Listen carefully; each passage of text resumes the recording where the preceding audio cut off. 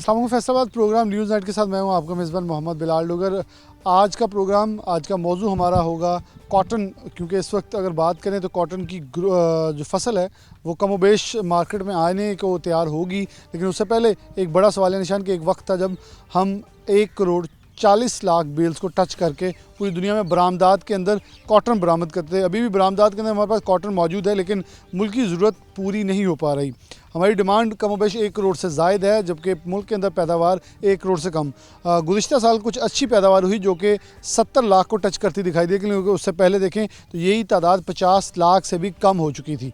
लेकिन कॉटन ना होना एक हमारे लिए मुल्क की ज़रूरत पूरी ना होना एक बहुत बड़ा अलमिया था, क्योंकि इस वक्त स्टेट बैंक ऑफ पाकिस्तान की तरफ से भी, हुकूमत पाकिस्तान की तरफ से एक पाबंदी आयद कर दी गई है कि कोई भी आर्टिकल, नोट अ सिंगल पैनी, एक सिंगल पेंसिल भी इंपोर्ट नहीं की जा सकती जब तक स्टेट बैंक ऑफ पाकिस्तान से इजाज़तनामा नहीं तलब किया जाएगा। स्टेट बैंक इजाज़त देगी तो चीज़ें पाकिस्तान के अंदर दाखिल हो सकेंगी। अगर वो पोर्ट्स पे हैं तो पोर्ट्स पे बिल्कुल होल्ड हो जाएंगी। तो कॉटन, जो कि हमारा टेक्सटाइल का सबसे बड़ा रॉ मटेरियल है, फैसलाबाद इंडस्ट्री के हवाले से बड़ा एक अहमियत का हामिल रॉ मटेरियल है। तो अगर ये मुल्क में मुल्क की ज़रूरत पूरी होने के बावजूद बाहर से इंपोर्ट भी नहीं हो पाएगा और इसकी मंजूरियाँ ली जाएंगी, क्योंकि बैंक के पास जब जाते हैं तो वहाँ एक बड़ा मसला डॉलर शॉर्टेज का मुल्क के अंदर है कि $2500 से ज़ायद कोई बैंक देने को तैयार नहीं है इंपोर्टर को। तो अगर एक डेडलॉक क्रिएट हो जाएगा कॉटन का इंपोर्ट के ऊपर, तो फिर आकर बरामदात कैसे होंगी। $1 अरब की ऑर्डर्स हमें पहले ही गुज़िश्ता साल से कम मौसूल हुए हैं। तो बड़ा सवालिया निशान कि हमारी मौशत इस वक्त बरामदात के ऊपर खड़ी है और बरामदात का अहम सेक्टर कॉटन का खड़ा है। तो कॉटन ग्रोथ के ऊपर आज सारी बात होगी। डॉक्टर गुलाम सरवर हमारे साथ मौजूद हैं। सबसे पहले इनसे बात का आगाज़ करते हैं। डॉक्टर साहब, बहुत शुक्रिया वक्त देने के लिए। मैंने थोड़ा सा पिक्चर खींची है जो इस वक्त करंट सिचुएशन पाकिस्तान में प्रिवेल कर रही है। डॉलर हमारा 220 को टच कर चुका है, जो कि मुल्क की तारीख की बुलंद तरीन सतह के ऊपर है। लेकिन इस वक्त इंस्टेबिलिटी इतनी ज़्यादा है कि एक गवर्नमेंट आती है, दूसरी चले जाती है, दूसरी आती है, तीसरी पहली फिर से आ जाती है।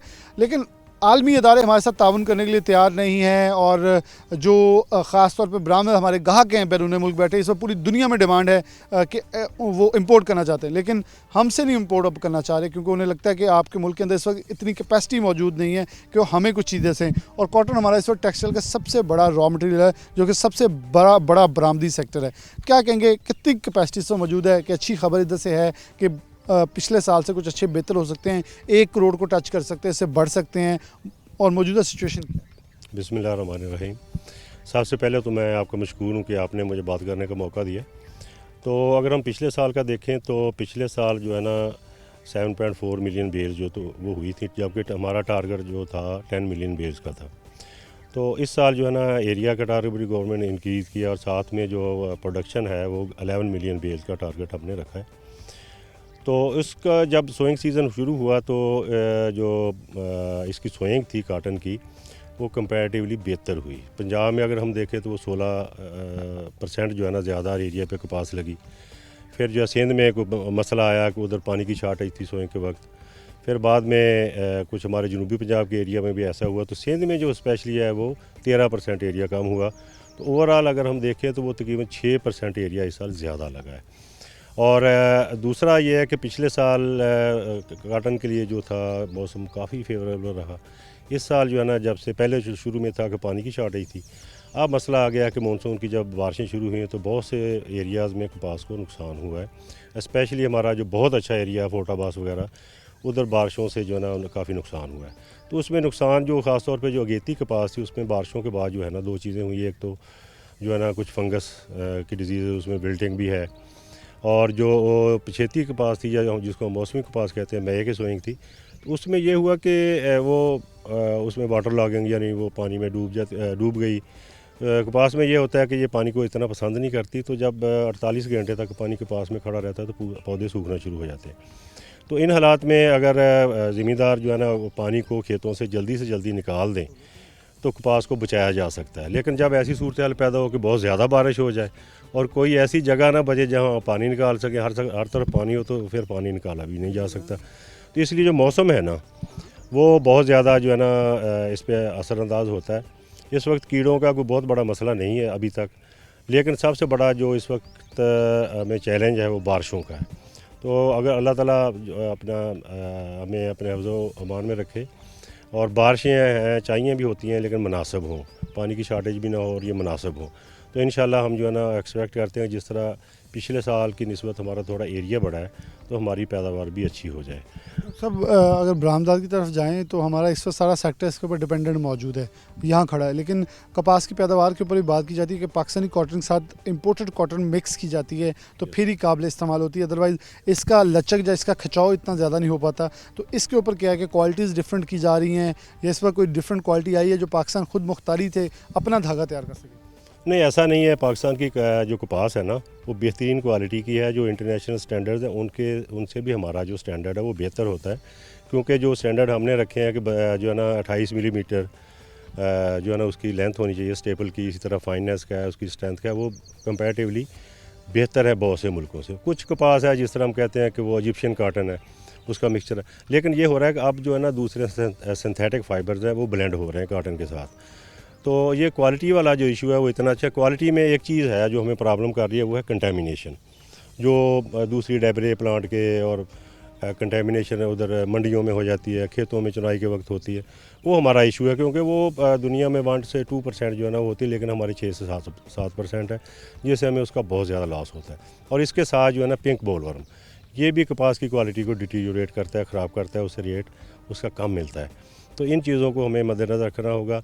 बाकी जो है मौसम जो अगर दुनिया में हम देखें तो हम दुनिया का 7वां मुल्क है जो सबसे ज़्यादा अफेक्ट हो रहा है क्लाइमेट चेंजेस की वजह से। इस साल अगर आप देखें कराची और बलूचिस्तान, जहाँ पे बारिशें बहुत कम होती थी, अब बहुत ज़्यादा हुई हैं। तो इसी तरह हमारे जनूबी पंजाब के एरिया उधर भी बारिशें। तो अभी मानसून जो शुरू हुआ है, चल रहा है, तो आगे आगे देखते हैं क्या होता है। तो जब बारिशें ज़्यादा होती हैं तो उससे 2-3 प्रॉब्लम बढ़ जाते हैं। उसमें एक तो ये होता है कि पानी खड़ा होने की वजह से कपास का सूखना, और दूसरे नंबर पे यह है कि फिर नमी हो जाती है, टेम्परेचर भी हाई होता है, तो कीड़े मकोड़ों का हमला ज़्यादा हो जाता है।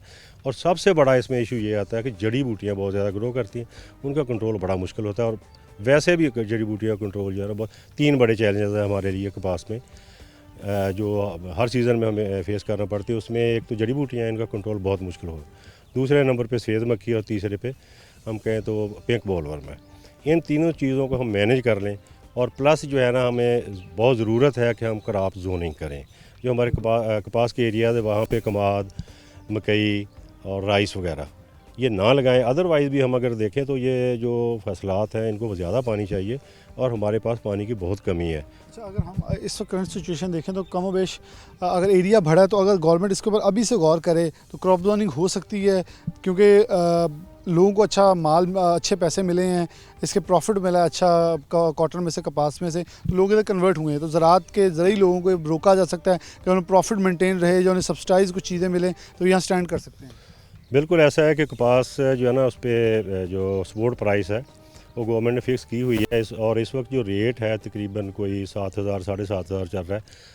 तो पिछले साल की निस्बत ये रेट कंपैरेटिवली बेहतर इस वक्त जो रेट था। और इसी तरह अगर हम रुई का रेट देखें तो तकरीबन पिछले साल 14,000 इस वक्त चल रहा था, और इस वक्त जो है कोई 15,000 है, 15,500 है।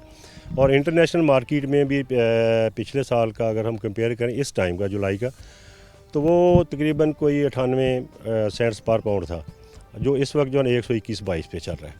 रेट्स तो कंपैरेटिवली ठीक है। अभी फसल तो आनी है, तो फसल आना शुरू हो गई है।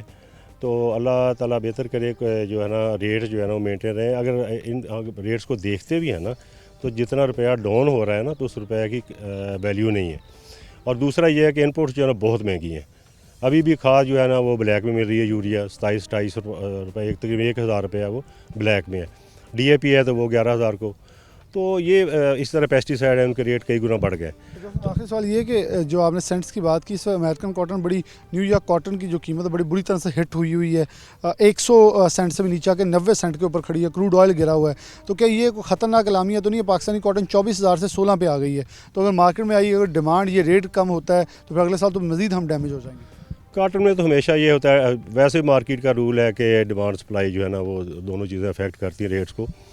तो मेरा नहीं ख्याल कि ऐसा होगा। रेट इंशाल्लाह ऊपर जाएगा और रेट बेहतर होगा। लेकिन एक चीज़ देखने की, हम अगर हज़ार गिनते हैं ना कि इतने हज़ार, तो उसकी जब वैल्यू हम अदरवाइज़ देखते हैं ना, कंपेयर करते हैं कमोडिटी दूसरी से या इनपुट से, तो कुछ भी नहीं है। तो कपास का रेट जो है ना वो 8,000, 9,000, 10,000 तक रहना चाहिए, तो फिर ही फार्मर को फ़ायदा है। डेयरी फार्मर को फ़ायदा है। बहुत शुक्रिया डॉक्टर साहब हमारे साथ मौजूद थे। अगर फार्मर को फ़ायदा होगा तभी वो इंटरेस्ट लेगा किसी फसल के अंदर, ख़ासतौर पे ऐसी फसल जो कि मुल्क की ज़रूरत के मुताबिक गंदम है, चीनी है, आटा है, उसके चीनी है, हम उसके अंदर खुद कफ़ील थे, लेकिन वहाँ भी हम इंपोर्ट की तरफ जा चुके हैं। यहाँ हम खुद कफ़ील थे, इंपोर्ट की तरफ जा चुके हैं। गवर्नमेंट को बहुत संजीदगी से सोचना होगा कि बड़ी तादाद में हमारे पास तालिब इल्म मौजूद हैं। हम क्रॉप जोनिंग के साथ साथ ऐसी बहुत सारी हमारे पास ज़मीनें मौजूद हैं जहाँ अगर स्टूडेंट्स को, तालिब इल्मों को एक पूरा प्रैक्टिकली एक सिस्टम मुतारिफ़ करवाया जाए, जहाँ उन्हें 10-10 एकड़ या 5-5 एकड़ के ब्लॉक्स दिए जाएँ, तो पैदावार बढ़ाने के साथ साथ उनको भी खुद कफ़ील करें और बेरोज़गारी का जो बड़ा समुंदर पाकिस्तान के ऊपर इस वक्त हमला आवर है, उसको भी एक रुकावट डालने के अंदर कामयाबी हासिल की जा सकती है। ब्रेक, दोबारा हाजिर होते हैं।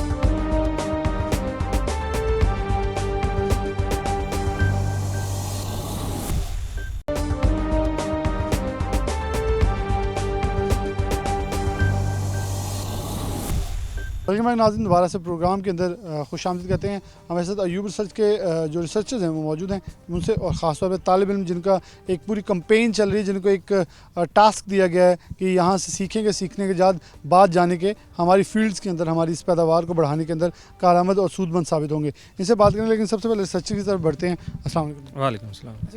आप इस वक्त कैसे देख रहे हैं कि जो आपकी रिसर्च चल रही है कि सब पाकिस्तान के अंदर क्या इस पैमाने पर रिसर्च मौजूद है? क्योंकि कभी भी किसान के पास, फर्टिलाइज़र बेचने वाले के पास या इंडस्ट्रीज़ के पास जाएं तो सारा इल्ज़ाम आप लोगों के ऊपर निकालते हैं, जी रिसर्च अच्छी नहीं हो रही, बीज अच्छा नहीं बन रहा, या कहीं ना कहीं इतना बड़ा गैप है कि हमारी पैदावार कम होती जा रही है। उसमें यह है कि जो मेजर चैलेंजेस हैं ना, उसके ऊपर हर साल हम उनको पहले आइडेंटिफाई करते हैं और उसके मुताबिक फिर हम अपना रिसर्च प्लान सारा करते हैं और उसके मुताबिक ही सारे हमारे रिसर्च एक्सपेरिमेंट्स होते हैं।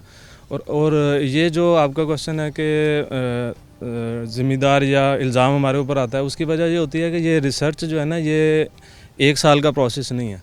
ये सीड डेवलपमेंट जो है या वैरायटी डेवलपमेंट कह लें, ये 10 से 12 साल का इसको वो टाइम पीरियड दरकार होता है। पहले क्रॉसिंग होती है, उसके बाद फिर इसकी एवेलुएशन होती है, लोकल पहले जनरेशंस में जाती है, फिर हमारे लोकल स्टेशंस के ऊपर एवेलुएशन होती है, उसके बाद फिर हम पंजाब लेवल के ऊपर उस वैरायटी को एवेलुएट करते हैं, फिर पूरे पाकिस्तान के लेवल के ऊपर होती है, फिर उसके फाइबर के स्टैंडर्ड्स को देखा जाता है और उसकी बाकी सारी क्वालिटीज़ देखी जाती हैं कि वो मीट कर रही है कि नहीं। पहली जो हमारी मौजूदा वैरायटीज़ हैं उनसे वो यील्ड में कितनी बेहतर है, उनसे फाइबर में कितनी बेहतर है, उनसे इंसेक्ट पेस्ट के अंदर उसके अंदर रेजिस्टेंस कितनी ज़्यादा है, ये सारी चीज़ें देख के उसके बाद कोई वैरायटी जो है ना वो डेवलप होती है।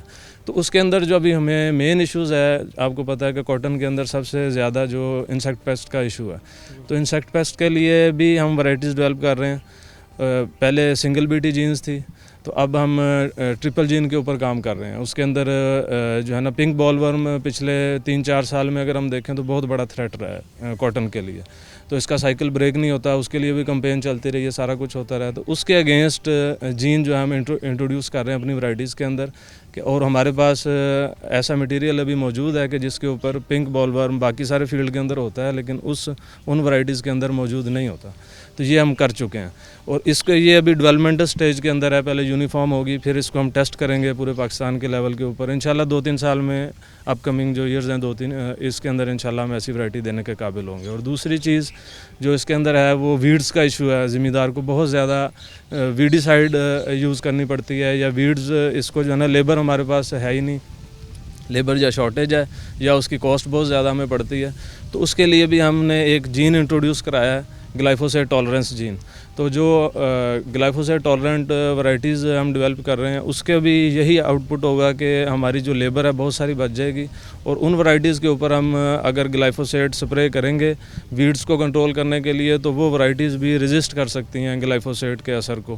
पहली जो मौजूद थी वैरायटीज़, वो ग्लाइफोसेट के साथ वो जो है ना उसको बर्दाश्त नहीं कर सकती थी, तो वो पौधे भी मर जाते थे। अब हमारे पास ऐसा मटेरियल मौजूद है जिसको हम अभी डेवलपमेंट स्टेज के अंदर है कि जिसके ऊपर पिंक भी नहीं आएगा इंशाल्लाह, और अगर हम ग्लाइफोसेट का भी स्प्रे करेंगे तो वो उसको भी टॉलरेट करेगा। तो ये इंशाल्लाह नई जो टेक्नोलॉजीज़ हैं ये हम इंट्रोड्यूस कर रहे हैं अपनी वैरायटीज़ के अंदर। बहुत शुक्रिया। एक और सच्चा हमारे साथ मौजूद है। अस्सलाम वालेकुम। वालेकुम सलाम। अच्छा, बड़ी उन्होंने डिटेल में सारी ब्रीफिंग दी है, लेकिन मेरा एक यहाँ बुनियादी सवाल ये होगा कि ये तो वो चीज़ें जो आप लोग कर रहे हैं, क्या इसके अंदर एक बहुत बड़ा लैक ये नहीं है कि गवर्नमेंट ने बड़ी देर से फंडिंग ही बंद कर दी है रिसर्चर्स को, जो कि पहले एक दौर था जब बहुत बड़ी मैसिव लेवल पे फंडिंग दी जाती थी, रिसर्च की जाती थी, फिर उन्हें इम्प्लीमेंट किया जाता था, खेतों में जाके बड़े ये आउट रीच ऑफिसर्स जाते थे, लेकिन अब वो महदूद कर दिया क्योंकि उनको भी इतना उसकी एक्सेस नहीं दिया जाती। तो अगर ये दोबारा से बहाल किया जाए, स्टूडेंट्स को एलोकेट की जाए ज़मीनें, तो चीज़ें बेहतर हो सकती हैं।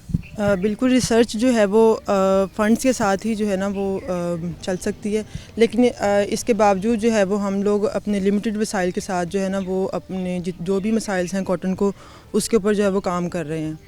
तो अगर गवर्नमेंट जो है वो मज़ीद फ़ंड देती है तो उसके लिहाज से हम जो है ना वो अपनी रिसर्च को भी उतने ही हाई लेवल पे लेके चले जाएंगे, क्योंकि बाज़ दूसरे कंट्रीज़ हैं, हम लोग ज़्यादातर काम करते हैं कन्वेंशनल ब्रीडिंग पे, जो दूसरे कंट्रीज़ हैं वो बायोटेक्नोलॉजी पे काम करें, वो जीन ट्रांसफ़र करते हैं अगेंस्ट सब टारगेटेड पेस्ट, जैसे जो है वो बीटी कॉटन है, तो हम जो है वो उन जीन्स को लेके अपने जो है वो मटेरियल में कन्वेंशनली ट्रांसफ़र करवाते हैं।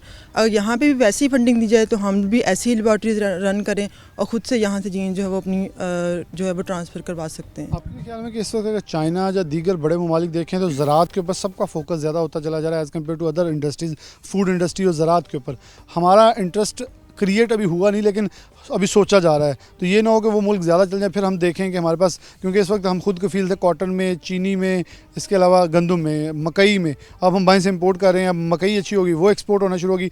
मुल्क की ज़रूरत से हट के चीज़ें जब बाहर एक्सपोर्ट हो जाती हैं तो फिर मुल्क में ज़्यादा प्रॉब्लम्स क्रिएट होते हैं। सूरत हाल ऐसी है, असल में हम लोगों को ये सूरत हाल जब तक हमारे सर पे पड़ती हमें तब आइडिया होता है कि हमारे साथ हुआ क्या है, और यही हाल जो है वो हमारे पास एग्रीकल्चर का ही है। वो लोग उन्होंने अपनी जो है ना वो कह लें कि 20-20 साल 30-30 साल की प्लानिंग की होती है कि हमारे पास ये क्लाइमेट आएगी, हमने इसके अकॉर्डिंग जो है वो काम करना है। हमारे पास जो होता है कि जी मतलब इशू आता है तो हम उसके ऊपर फिर जो है वो काम करना शुरू करते हैं, लेकिन जो है ना वो अब इंशाल्लाह हम लोग जो है ना वो अपनी एक टारगेटेड ब्रीडिंग कर रहे हैं, जिसमें हमारे पास ऑब्जेक्टिव्स होते हैं कि हमने अपनी क्लाइमेट के ऊपर भी काम करना है, हमने हीट के ऊपर भी काम करना है, हमने इंसेक्ट के ऊपर भी काम करना है, हमने वायरस के ऊपर भी काम करना है। अब मैं वही बता रही हूँ कि जितने भी हमारे पास लिमिटेड रिसोर्सेज हैं, हम इन सब को लेके तो जो है ना वो हम अपनी उस लेवल पे पहुंचने की कोशिश कर रहे हैं कि हम भी जो है ना उनसे जो है वो कम्पीट कर सकें। तो अच्छी उम्मीद हमारे पास मौजूद है कि हमारे पास इतनी कैपेसिटी या इतने हमारे अंदर मसल्स मौजूद हैं कि वो अच्छी ब्रीड पैदा कर लें, जो अच्छी पैदावार करे, हम इस पर खुद कफील होने समेत फिर से वो दिन आएँ जब हम कॉटन एक्सपोर्ट कर सकें। जैसा कि रिजवान साहब ने आपको बताया कि हमारे पास जो है वो अल्हम्दुलिल्लाह हम एक लाइन डेवलप कर चुके हैं, जिसमें जो है वो ट्रिपल जीन जो है वो ट्रांसफ़र हम कर चुके हैं, जिसमें ग्लाइफोसेट भी है और पिंक पॉलवर्म के खिलाफ भी डिजीज़ हैं और जो है वो वायरस के ख़िलाफ़ भी। तो इंशाल्लाह हम काम कर रहे हैं और फ्यूचर में जो है वो पूरी उम्मीद है कि हम लोग जो है ना वो ऐसी कॉटन डेवलप करेंगे जो दोबारा से जो है वो कॉटन रिवाइव करे हमारे पास पाकिस्तान में। दोबारा से इसके अंदर हम इसकी तरफ जा रहे हैं। तालिब इल्म हमारे साथ मौजूद हैं, सबसे पहले नौजवान मौजूद हैं, इसकी तरफ बढ़ूँगा। अस्सलाम वालेकुम। वालेकुम सलाम। अच्छा, अभी तक आप कैसे समझते हैं कि ये कैंपेन्स और ख़ास तौर पे ये जो गवर्नमेंट की तरफ से ऐसी चीज़ें हैं, जो कि मैं रिसर्च के ऊपर पहले भी बात कर रहा था अभी दोस्तों के साथ, कि ये बड़ी इंपॉर्टेंट चीज़ है कि गवर्नमेंट का इंटरेस्ट बहुत क्लियर होता है कि आप यूनिवर्सिटी और जो फील्ड्स हैं इसके दरमियान गैप ख़त्म किया जाए, और आप लोगों की एक टीम है जो यहाँ से सीख के डेफिनेटली आप में से 2 से 3 भी अगर इफेक्टिवली काम करें तो हमारा रिजल्ट अच्छे निकल सकते हैं। जी बिस्मिल्लाहिर्रहमानिर्रहीम। बेसिकली मैं एग्रीकल्चर यूनिवर्सिटी से प्लांट ब्रीडिंग जेनेटिक्स का स्टूडेंट हूँ। बेसिकली हमें जो चीज़ें वहाँ पे सिखाई जाती हैं वहाँ पे प्रैक्टिकल बहुत कम होता है। जब यहाँ पे हम लोग आए हैं कॉटन कैंपेन के अंदर, हमने यहाँ पे बहुत कुछ सीखा है। हम लोगों ने ना सिर्फ प्लांट ब्रीडिंग के रिलेटेड बल्कि एंटोमोलॉजी, एग्रोनॉमी और बहुत अदर जो फील्ड हैं उनके बारे में भी यहाँ से सीखा है। और उसके अलावा मैं एक बात जो करना चाहता हूँ वो है हमारी पेस्टिसाइड, यानी कि पेस्टिसाइड हमारा कॉटन के ऊपर बहुत ज़्यादा पेस्टिसाइड स्प्रे किया जाता है। पहली बात, उसके ऊपर हमारे पास इंसेक्ट का अटैक बहुत है, और दूसरी बात हम उसके वीड को ख़त्म करने के लिए पेस्टिसाइड और वीडिसाइड वगैरह स्प्रे करते हैं। लेकिन देखा जाए तो वीडिसाइड्स का और पेस्टिसाइड का रेट बहुत ज़्यादा है जो कि फार्मर अफोर्ड नहीं कर सकता, यानी कि इतना ज़्यादा रेट जो कंपनीज़ दे रही हैं वीडिसाइड और पेस्टिसाइड का वो अफोर्ड नहीं कर सकता, और इसकी वजह से फार्मर की कॉस्ट बहुत ज़्यादा हो जाती है। और जब उसकी कॉस्ट ज़्यादा होती है तो उसकी जो मतलब जब वो सेल करने जाता है तो उसको मतलब उतना रेट नहीं मिलता, जिसकी वजह से वो कॉटन से दूसरी अदर क्रॉप्स की तरफ शिफ्ट हो रहा है। अगर देखा जाए तो फैसलाबाद पहले को यहाँ पे बहुत ज़्यादा कॉटन ग्रो होती थी, लेकिन यहाँ पे अब गन्ना ग्रो होने लग गया जिसकी वजह शुगर मिल ने बहुत ज़्यादा सब्सिडी दी थी फार्मर को। लेकिन फार्मर को सब्सिडी कौन नहीं दे रहा? कॉटन माफिया, जो कि नहीं दे रहा। ना पेस्टिसाइड पे किसी किस्म की सब्सिडी मिल रही है, और ना ही उनको किसी सीड पे मिल रही है, और ना किसी किस्म की और सब्सिडी मिल रही है। जब कॉटन की कपास जाती है मंडियों में वो इस तरह रुल रही होती है, ना उनके प्रॉपर रेट लगते हैं। जब वो रुलती रहती है तो उसके अंदर बहुत ज़्यादा मतलब उनको नुकसान होता है। इन्होंने बड़ी इंपॉर्टेंट बात की है कि जब ख़ास तौर पर मंडियों के अंदर भी एक प्रॉब्लम है और कॉटन माफिया का जो नाम लिया वो इंडस्ट्रियलिस्ट भी कहते हैं कि एक माफिया है जो कि शायद ख़ुद कमा लेता है या जैसे शुगर मिल्स वाले इंटरटेन करते हैं फार्मर को पैसे दे के कि आपकी फसल हम उठाएंगे और रेट्स लगते हैं। ऐसे अगर कॉटन के अंदर डेफिनेटली ये एक नेगेटिव एस्पेक्ट उधर से भी है, लेकिन इसे इधर ग्रो नहीं करना चाहिए बल्कि वहाँ से कट ऑफ होना चाहिए ताकि मंडी के अंदर एक अच्छे कीमतों के साथ चीज़ें आगे चलें तो चीज़ें स्मूथली आगे चल सकते हैं। जो तालबात हैं वो हमारे साथ मौजूद हैं, उनसे बात करते हैं। अस्सलाम वालेकुम। वालेकुम सलाम। आप लोग भी इस कैंपेन के अंदर शरीक हैं, कितना समझती हैं कि इस कैंपेन के ज़रिए जो कॉटन ग्रोथ है उसे दोबारा से इंक्रीज़ किया जा सकता है और वापस रिवाइवल की तरफ आया जा सकता है जहाँ से मुल्क हमारा वापस आया है? जैसे कि ये एग्रीकल्चर यूनिवर्सिटी ने हमें as a student cotton campaign के लिए भेजा है। आप लोग जानते हैं कि थ्योरेटिकली और प्रैक्टिकली में बहुत फ़र्क है और हमें उन्होंने इसलिए भेजा है ताकि हम प्रैक्टिकली वो चीज़ें ऑब्जर्व कर सकें जो हम थ्योरेटिकली नहीं कर सकते। और ये सब सीखने के बाद अयूब रिसर्च के जो काबिल उस्ताद हैं उनके ज़ेर निगरानी सीखने के बाद हम रिसर्च भी अपनी अच्छी कर सकते हैं और फार्मर्स के लिए भी फ़ायदेमंद हो सकते हैं ताकि हम अपने मुल्क की कोई खिदमत कर सकें और उनके लिए कोई फ़ायदा दे सकें। अस्सलाम वालेकुम। वालेकुम सलाम। आप कैसे देख रही हैं कि इस किस हद तक इफेक्टिव आप रिजल्ट्स नताइज समझ सकती हैं कि आ जाएंगे और फॉर्म्स के अंदर ख़ास तौर पर किसानों को मतलब उन्हें अपडेट किया जा सकता है कि ये इतनी बीमारियां नहीं लगती, पैसा भी ज़्यादा अच्छा आता है और लेटेस्ट टेक्नोलॉजी आ चुकी है। आप थोड़ी सी लेटेस्ट टेक्नोलॉजी का शिफ्ट करें तो अच्छी पैदावार पैदा कर सकते हैं। फ़र्स्ट ऑफ़ ऑल हमें फार्मर को प्रोडक्शन टेक्नोलॉजी को इम्प्रूव करना चाहिए। प्रोडक्शन टेक्नोलॉजी में हम फर्स्ट ऑफ़ ऑल जो फार्मर देखता है वो पेस्ट का अटैक देखता है। पेस्ट का अटैक अभी होता नहीं है और फार्मर जो है वो स्प्रे कर देता है। उस स्प्रे को हमने कम करवाना है ताकि उसका पेस्टिसाइड का जो एक्सपेंस है वो कम हो सके। और इसके लिए हमें वो बायो कंट्रोल, इससे फार्मर का जो बायो कंट्रोल है उसकी तरफ हमें फार्मर को लेके जाना चाहिए ताकि वो जो बेनिफिशियल इंसेक्ट्स हैं उनको बचाया जा सके। अस्सलाम वालेकुम। वालेकुम अस्सलाम। आप इस पे ऊपर क्या कहेंगे ख़ासतौर पे कि यूनिवर्सिटीज़ ने एक अच्छा स्टेप उठाया है कि हमारा पहले दिन से प्रोग्राम के अंदर बहुत सारी चीज़ों को ये होता है स्टूडेंट्स और उनके दरमियान गैप रह जाता है, इंडस्ट्री के दरमियान, यहाँ फार्म्स के दरमियान और स्टूडेंट के दरमियान गैप रह जाता है। इसे ख़त्म करने में आप लोगों को तो फ़ायदा है लेकिन फार्मरों को कितना फ़ायदा पहुँचेगा? देखिए यूनिवर्सिटी में जैसे कि अभी मेरी कलीग भी बात कर रही थी कि वहाँ पे हमें थ्योरेटिकली वहाँ पे चीज़ें सिखाई जाती हैं और यहाँ पे प्रैक्टिकल वर्क है और हम यहाँ पे स्किलफुल होंगे तो ही हम नेक्स्ट फील्ड में जाएंगे और फार्मर्स को भी बेनिफिट होगा अगर हम उन्हें जाके गाइड करेंगे, उनके साथ कम्युनिकेट करेंगे और उन्हें गाइडलाइंस देंगे अच्छी, मतलब कि वैराइटीज़ के बारे में जैसे अब यहाँ से हम सीखेंगे तो उन्हें जाके हम गाइड कर सकते हैं। पेस्टिसाइड्स हैं जैसे अभी बात हो रही थी कि उसमें काफ़ी ज़्यादा उसको अपनी इनपुट जो है वो इन्वेस्ट करनी पड़ती है और आउटपुट उसकी उतनी नहीं अच्छी होती। तो इसमें मैं ये थोड़ी एडिशन करना चाहूँगी कि इसमें भी सब्सिडीज़ अगर उन्हें दी जाए फार्मर्स को तो काफ़ी अच्छा मतलब कि वो अर्न कर सकते हैं, उन्हें भी काफ़ी अच्छी आउटपुट मिलेगी और ग्रोथ बेहतर होगी तो हमारी जो इकॉनमी है वो भी बूस्ट करेगी। वो भी बूस्ट करेगी। इकॉनमी की बूस्ट होने का बिल्कुल ज़रिया है कि एंड पे इकॉनमी आती है लेकिन मौशत का सर्कल जब नीचे से चलता है तो किसान होता है। किसान को क्योंकि कॉस्ट ऑफ डूइंग देखनी है, कॉस्ट ऑफ प्रोडक्शन देखनी है। जब कॉस्ट ऑफ प्रोडक्शन 100 रुपये हो और कीमत 80 रुपये लगे तो डेफिनेटली वो चाहेगा उस फसल की तरफ जाऊँ जहाँ 20 रुपये बच रहे हैं। तो अल्टीमेटली हमने कॉटन ग्रोथ के अंदर नुकसान भी ऐसे उठाया है कि गन्ने ने बहुत ज़्यादा आमदन दी तो लोग उधर मूव हुए और उधर फैक्ट्रीज लगी गैर कानूनी तरीके से जैसे भी शिफ्ट हुई, लेकिन उन्होंने फिर वहाँ जाके एंटरटेन किया फार्मर्स को। तो अगर आज यहाँ किसानों को बेहतर तरीके से उनकी फसलें उठा ली जाएँ और खेत से मंडी तक का जो सफ़र है उसे आसान कर दिया जाए, ना कि किसान के लिए एक बोझ या एक फंदा बना दी जाए, तो मामला ठीक होता दिखाई दे सकते हैं। एक ब्रेक, दोबारा हाजिर होते हैं।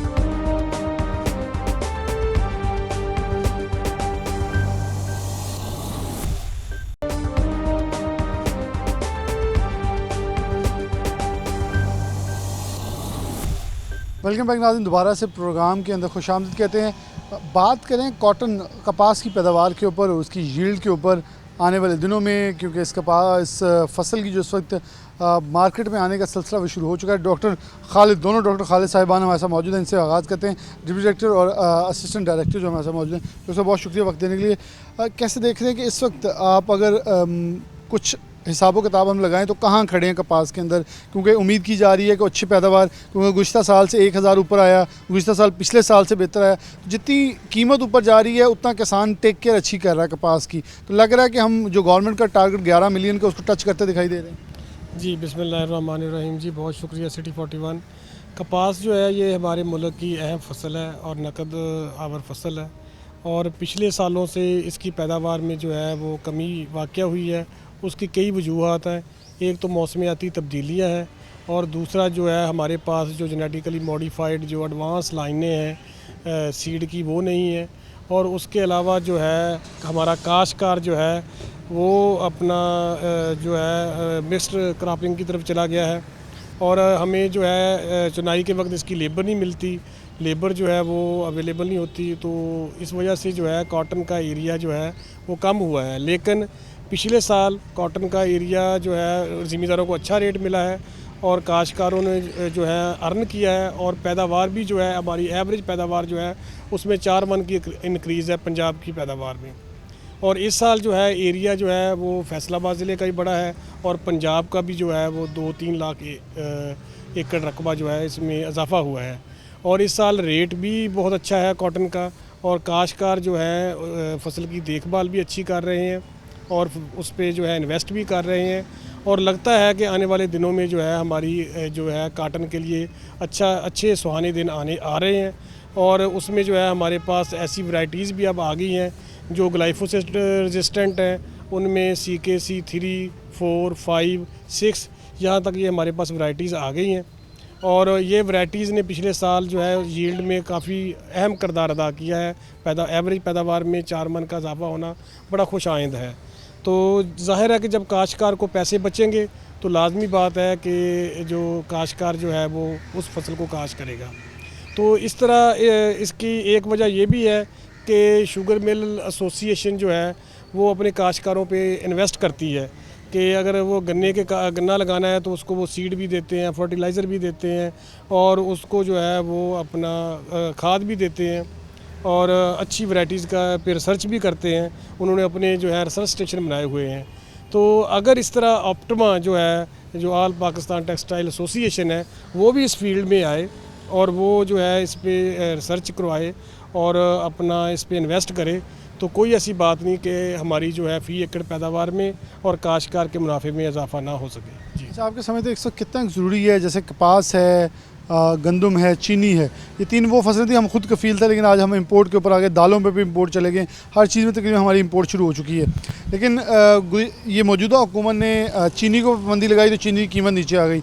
इस वक्त हमारे मुल्क के अंदर बहुत ज़्यादा ज़रूरत है कपास की, लेकिन दूसरी तरफ जैसे आपने ऑप्टिमा का नाम लिया, जिनिंग के बाद स्पिनिंग मिल और फिर हम अगर प्रोसेसिंग की तरफ जाकर देख लें तो कॉटन की एक बड़ी मिकदार एक्सपोर्ट हुई जा रही है और हर महीने उसका इंक्रीज़ आ रहा है। तो ये बहुत बड़ा फैक्टर है जहाँ मुल्क की ज़रूरत पूरी नहीं हो रही, वहाँ हम बाहर वाले मुल्कों में भेज रहे हैं, फिर वहाँ से दोबारा इंपोर्ट कर रहे हैं। तो इसके बनस्बत अगर हम अपने मुल्क के ऊपर जोर दें और इसकी कोई एक्सपोर्ट को पाबंदी लगाएँ तो ज़्यादा अच्छा और बेनिफिशियल हो सकता है। जी, कॉटन की जो है वो अपना एक्सपोर्ट नहीं हो रही, वो तो अब हम इंपोर्ट करते हैं।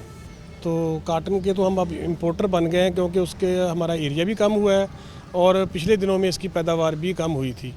तो लेकिन शुगर जहाँ है हम शुगर में अल्हम्दुलिल्लाह खुद कफ़ील है, लेकिन शुगर की पिछली हुकूमत ने एक्सपोर्ट कर दी थी जिसकी वजह से जो है उसकी कमी का सामना करना पड़ा है।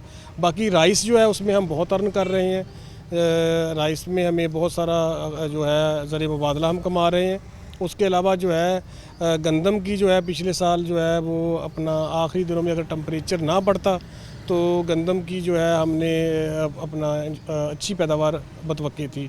लेकिन जब काश का वक्त हार्वेस्टिंग का टाइम आया तो उस वक्त टेम्परेचर में जो है वो अपना मौसमियाती तब्दीलियों की वजह से 10 डिग्री सेंटीग्रेड का इजाफा हो गया और जब उसका राइपनिंग का प्रोसेस था तो उसकी वजह से जो है वो अपना उसकी पैदावार जो है वो मुतासर हुई है। तो ऐसी कोई बात नहीं, दालें चूँकि दालों का एरिया कम है और दालें जो हैं वो ख़ास तौर पे हमारे पास सवाए थल के चने के वो भी सारा रेन फेड है। अगर उधर हम इन्वेस्ट करें, उधर हम अपना कुछ स्प्रिंकलर इरिगेशन, ड्रिप इरिगेशन थल को आबाद किया जाए तो उसको जो है अपना अंडर कंट्रोल्ड एनवायरनमेंट हम अपना करें तो उसकी पैदावार चने की बढ़ सकती है। तो चने का ही एरिया है। बाकी जो है अपना दालें जो है ख़ास तौर पे माश है, वो इधर हमारे टेम्परेचर के साथ उसका जो है इतना हम मांग नहीं है, तो दाल माश जो है वो हमें बाहर से इंपोर्ट करनी पड़ती है। और बाकी मूंगी जो है उसमें हम खुद कफ़ील है, बल्कि सरप्लस है मूंगी की फसल में। तो सिर्फ हमें जो है वो ज़्यादा जो है हम ये दाल माश इंपोर्ट करते हैं और सम टाइम्स अगर बारिशें ना हो तो फिर हम चना भी इंपोर्ट करते हैं। चलो, डॉक्टर खालिद मौजूद हैं। डॉक्टर साहब बहुत शुक्रिया वक्त देने के लिए। आप कैसे देख रहे हैं इस वक्त करंट सिनेरियो और ख़ास तौर पे एक और चीज़ हमें देखने को मिली है कि देहात के अंदर अब हमारे बच्चे पढ़ते जा रहे हैं, ये खुशाइन चीज़ है, लेकिन जैसे इन्होंने कहा कि पिकर बहुत कम हो रहे हैं, हम लेटेस्ट टेक्नोलॉजी से कहीं दूर हैं, किसान अंडरस्टैंड नहीं करना चाह रहा या इन्वेस्ट नहीं करना चाह रहा। और रिसर्च के ऊपर गवर्नमेंट का आपके ऊपर बहुत तवज्जो होगी, आप लोग अपनी मेहनत करें, लेकिन गवर्नमेंट के एक रिसर्च के ऊपर बहुत बड़ा बजट मौजूद होता था जो कि शायद कट होकर इस वक्त तरक्की याफ्ती सड़कों के ऊपर, ये ब्रिजेस के ऊपर इधर हमारा ध्यान ज़्यादा है एज़ कम्पेयर टू ज़राअत जो हमारी बैकबोन थी वो हिट हो रही है। अच्छा, पहला इसमें जो आपका क्वेश्चन था वो था लेबर के हवाले से, तो उसमें ये है कि उससे डेफिनेटली जो हमें शिफ्ट कर रहे हैं हम इसको मैकनाइज्ड फार्मिंग की तरफ। पिछले साल भी हमने मुख्तलिफ जो प्रोजेक्ट्स हैं उनके तहत जो है एग्रीकल्चर इम्प्लीमेंट्स फार्मर्स को सब्सिडाइज्ड रेट्स पे प्रोवाइड किए हैं। तो अल्टरनेट जो ऑप्शन है लेबर कम होने का वो तो मैकेनिकल जो है वो पिकर्स हैं या मैकनाइजेशन एग्रीकल्चर में, तो उसकी प्रमोशन पे हमारी ख़ास तवज्जो है।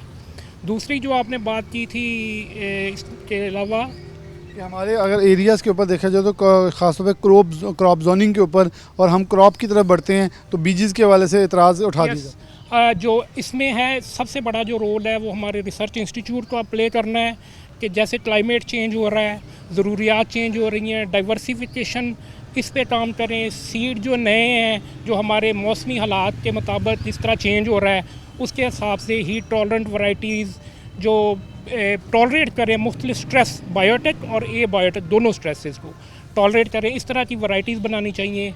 इस तरह मैं अभी साथ ही अभी कॉटन की बात हो रही थी तो उसमें एक तो जो इम्पॉर्टेंट चीज़ है कि जुलाई, अगस्त और सितंबर ये 3 महीने कॉटन के लिए बहुत इंपॉर्टेंट होते हैं पेस्ट मैनेजमेंट के हवाले से।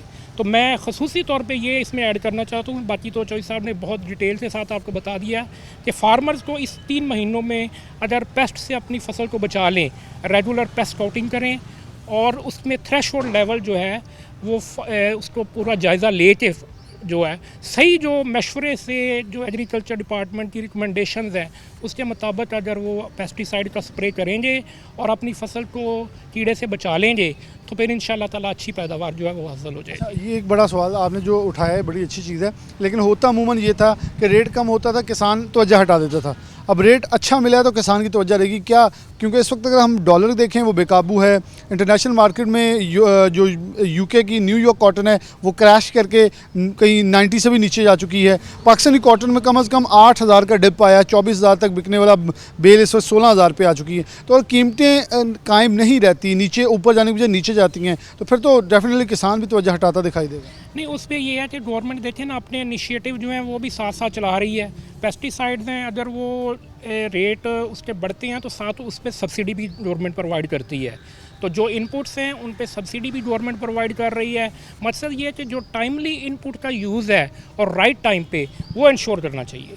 लग रहा है कि एग्रीकल्चर एक्सटेंशन तो अपना काम कर रही है, लेकिन मेरा एक सवाल जो पहले स्टार्ट में एक पॉइंट हम मिस कर गए कि गवर्नमेंट की फंडिंग जहां दूसरे एरियाज़ में बहुत ज़्यादा है वहाँ एग्रीकल्चर रिसर्च के ऊपर हम कहीं फ्लॉ करते, एक बहुत बड़ा फ्लो नज़र आ रहा है कि जो पहले हुआ करती बहुत ज़्यादा बजट होता था, खेतों तक रसाई, किसान तक रसाई, किसान को अपडेट, ट्रैक्टर्स आ रहे हैं, बीजेस आ रहे हैं, और बहुत अब तो ना DAP मिल रही है ना खाद जो है वो इतनी ब्लैक हो जाती है तो किसान तो बिल्कुल ही सर पे हाथ रख लेते हैं। जी, ये देखें जो रिसोर्सेज हैं उसके हिसाब से गवर्नमेंट अपनी जो प्लानिंग है और पॉलिसीज़ है वो बनाती है और उसको इम्प्लीमेंट भी करवाते हैं। अभी फर्टिलाइज़र्स का जैसे आपने बात की है, बेशक उसमें क्राइसिस आया है, लेकिन गवर्नमेंट मशीनरी ने अपनी तौर पे पूरी कोशिश की है कि हर फार्मर को उसकी ज़रूरत के मुताबिक हर फसल के लिए खाद जो है मिल सके।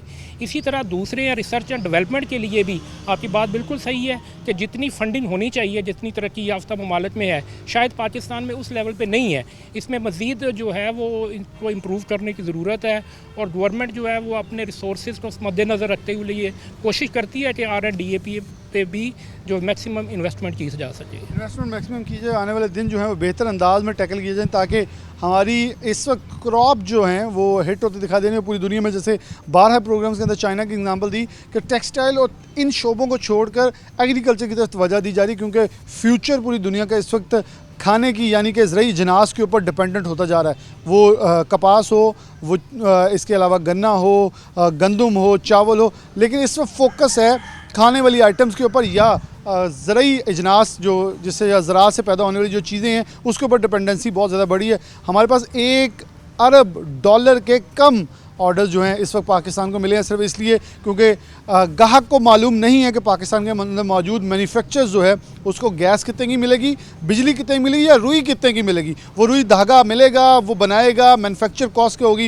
इस वक्त एक्सपोर्टर भी परेशान है और पाकिस्तान की मईशत को एक हिट मिल रही है। लेकिन हमने आज ग्रास रूट लेवल पकड़ा है जो कि सबसे पहले कपास है, यहाँ से शुरू होता है फिर सर्कल चलता है, ताकि ये मसाइल हल होंगे तो ही सिचुएशन ठीक हो सकेगी। लेकिन हम तो उम्मीद के साथ ही प्रोग्राम से जा चाहते हैं कि हालात बेहतर हो, पाकिस्तान की मईशत बेहतर हो, टेक्सटाइल इंडस्ट्री चले जो से सबसे बड़ी कम बेश 20 अरब से ज़ायद की बरामदात गुज़िश्ता 2021-22 के जैसा दी है वो मज़ीद तरक्की करे, कॉटन ज़्यादा ग्रो हो और हमारा मुल्क तरक्की करे। प्रोग्राम न्यूज़ नाइट से इजाज़त दीजिए, अल्लाह हाफ़िज़।